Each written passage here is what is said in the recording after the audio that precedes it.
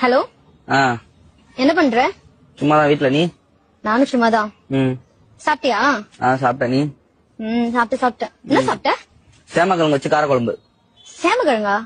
அது உனக்கு தெரியாதுரி. உங்க வீட்ல என்னது? Egg rice. முட்டை சோறா? ஆமா. அப்புறம் அப்புறம் சொல்லு. என்ன? சொல்லு. சொல்லு. நீ சொல்லு. நீ சொல்லு. நீ சொல்லு. சாப்பிட்டியா? சாப்பிட்ட. நீ அதான் சொன்னல.